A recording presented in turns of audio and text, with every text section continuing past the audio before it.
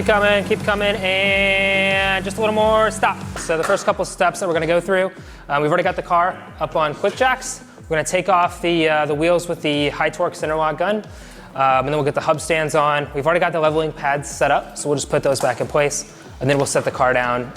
First we'll start with ride height, and then we'll go to camber, and then we'll go to tow, and that will pretty much be it. We'll pick the car back up, put the wheels back on, and make sure everyone's happy.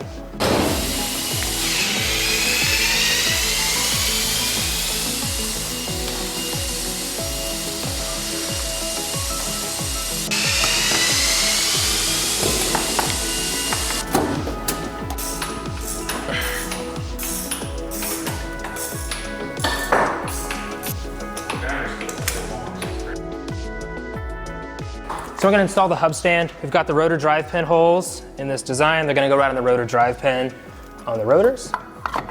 They just slide right in. Center lock adapter slides right in, and then the center lock nut goes on. Maybe torque to 100 foot-pounds. 100 foot-pounds, yep. Good. All right, so we're installing the leveling poles. So what these are gonna do, we're gonna hit it with the laser leveling system, and the laser line's gonna go right in the center of here, and that's how we make sure all the leveling pads are on the same plane. And we've got the leveling vials right here and right here to make sure each individual one is level. So we're putting the laser leveling system back in its place. We'll turn it on, and we'll take a look at the leveling poles on the leveling pads and adjust. So it looks like we'll have to bring the laser leveling system up just a hair to match where everything's at. So that's what we'll do, and then we'll adjust each individual leveling pad as needed. Take this up. Just a hair. All right, so we got the leveling pads all placed. They're in the same plane and they're level. So now we're gonna set the car down onto the hub stands, and then we can get the check and ride height. We're still good. Yep. Good over there? Yep, we're good back here. So far at least. Okay. All right, so we're gonna put the ride height gauge in the factory ride height locations, and we'll check the ride height with this gauge and the laser leveling system. We'll jot that down, and then we'll figure out what the correction we need to make is to get it back to the factory spec, and we'll make that adjustment. This machine spot right here, and this just goes right up to it, bam. Let me take a look, see what it's at. So 105, 106, 107. So pretty even side to side. So on the GT3RS, the ride height location's up in the spindle. So we're gonna get out of the car, use the 100mm spacer that we included for GT3RSs, and then we'll measure the ride height and see what we're sitting at right now. 267. All right, we're actually sitting pretty similar in the back. I mean, we're within, like you're at the bottom of the rear OEM versus, but the front, we're 13mm below so OEM. we raise it that. Yeah, so we check the ride height at the different locations, and we wanna raise the front 10mm. We're gonna leave the back where it is. So to do that, we pick the car back up off the ground. As you can see, he's adjusting the spanners on the spring there. And he took a measurement after he moved the locking nut. And he knows we want to move it 10mm after we took that measurement. So he's going to make that move, check it with the calipers, and then we'll lock it down and set the car back down.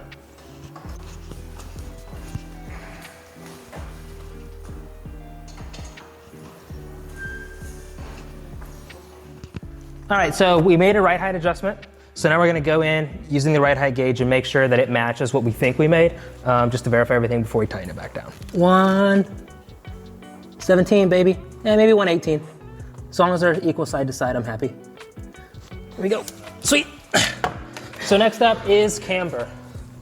All right, so we've got these lockout plates. So these ones allow lateral movement, and the other side locks all movement. So we're gonna put these in to make sure the car won't move around as we make some suspension adjustments and tighten up the coilovers. 2.0, so we lost a couple by raising it up. So we'll go check the other side.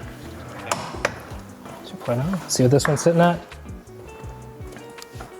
1.6. All right, so we checked camber, and we've got 2.0 on this side. We're shooting for a 1.5. So what we're gonna do is we're gonna go into the lower control arm when we have to take a shim out or add up a different number. We're looking for about a 5mm change on the shims to get the results we want. So we'll get in there, we'll loosen up the nuts, and pull out the shims and see what we got and make it work. All right, let's pop your hood. We've only got a 10mm shim in here. I wanna see if the top hats are in the same area. So they are not even. That's probably the differential. So see, you can see some slot on the inside and outside on this one. Yeah. And this one, you're all the way in. Uh-huh. That's your differential for the... Okay, so we can adjust the top hat there. Yep, so what we'll do is we'll loosen those three. We'll push the top hat back out. I'm gonna go ahead and tighten up the nuts on the bottom. I'm not gonna torque them, but I'll just go ahead and tighten them up. Then we'll take a look.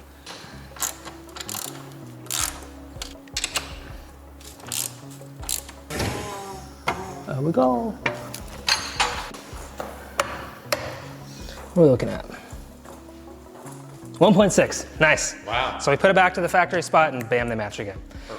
So, cool. So what we'll do, we'll pick the carb one more time, and then I'll torque the top hat nuts to spec. We'll torque the two nuts at the lower control arm back to spec, and then we'll be good to go and move to the back. Everything's torqued back up, ready to go. So now we're gonna adjust rear camber.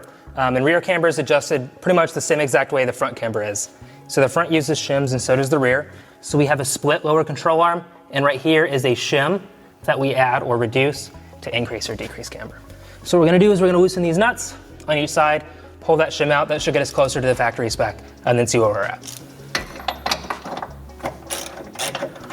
Yeah, 0.9. Yeah, you're better off splitting it, getting like a 2mm shim. So we can adjust camber two ways. We've got this shim right here that we talked about earlier, and we've also have an eccentric. So right now we only have this shim. So if we take it out, we don't have enough camber, and if we put it in, we have too much camber. The eccentric is currently maxed out in the add camber direction. So we put the shim back in, and we're gonna bring the eccentric inward, and that's gonna reduce camber, and we're trying to get to 1.5. So that's what we're doing right now. We're taking a close guess while the car's up in the air, basically putting the eccentric right in the center, and then we'll set the car down and see what it did. Hardest thing in the world is figuring out which righty-tighty and lefty-loosey under here. Ugh. That's fine, 0.7. So basically the halfway adjustment was too far inward, which is fine, because that means we have the adjustment to get it right where we want. So we need to back off on that. Yep, let me check the other side. Oh, like 0.4 on this side, so we'll adjust it out. It'll look at it in a second.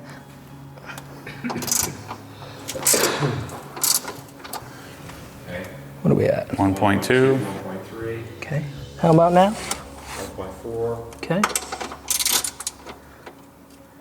1.5. okay. 1.5 still? Sweet, tightened. We'll do this side.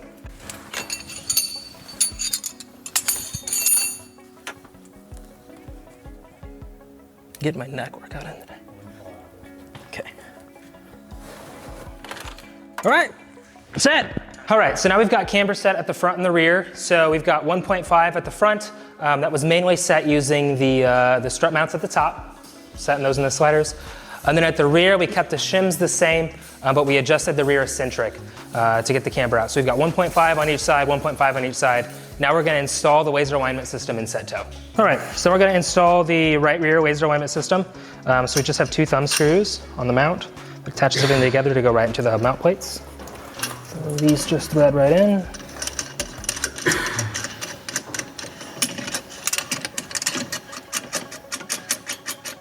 And everything's marked for right rear. We're at the right rear.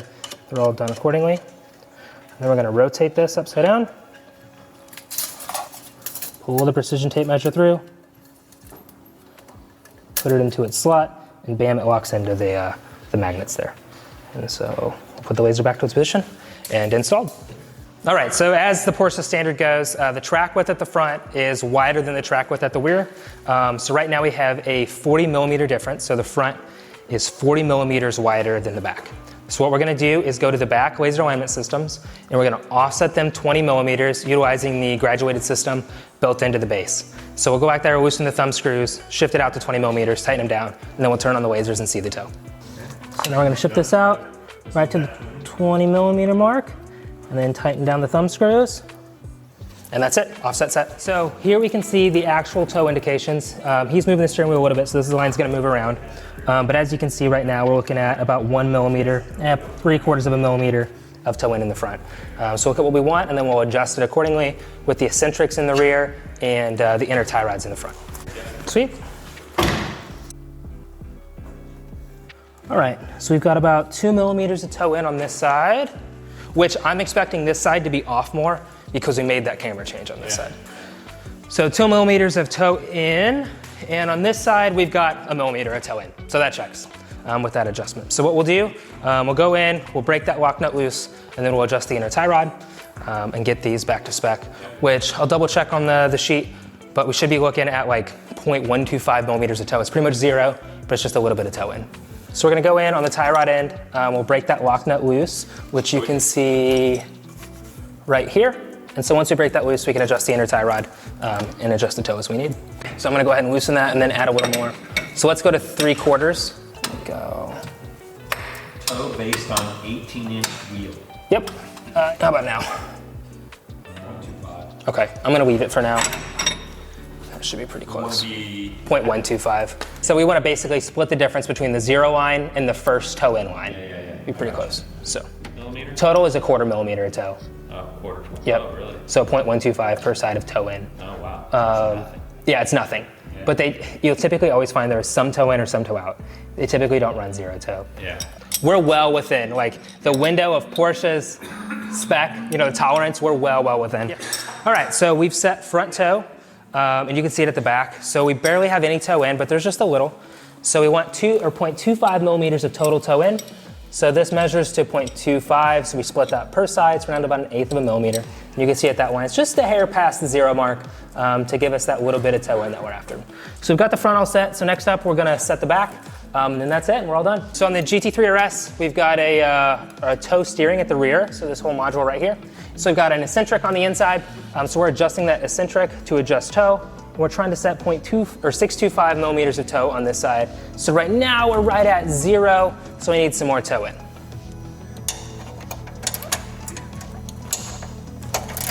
So we should be able to turn this and watch that change in real time.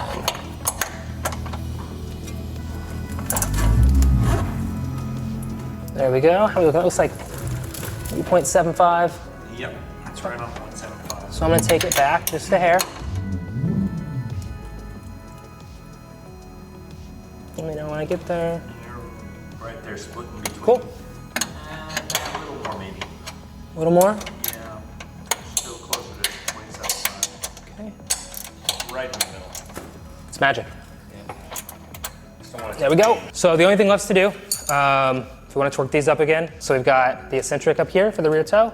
We've got the 2 bolts for the clamping on the shim, and we've got the eccentric at the back. So just 4 to go on each side. And then we're all done. We've got the car all set up. So what we've done, we've taken off the laser alignment system, put it back on the case, pick the car up. We're gonna take off the center lock nuts. We'll pull the hub stands off, put them back in the case. Then the leveling pads are last, and then everything goes back in and we're done. Tires go back on and easy day. Torque procedure is you hold the gun, hold the trigger. It'll tighten to 442. It'll back it off a 1/4 turn. It'll tighten again to 442, and you should always do it with the car in the air, not on the ground.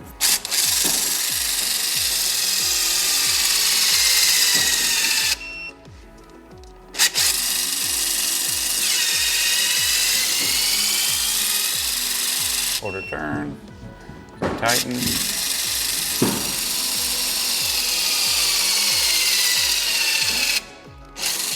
Done. No sweating, no heavy breathing. Piece of cake.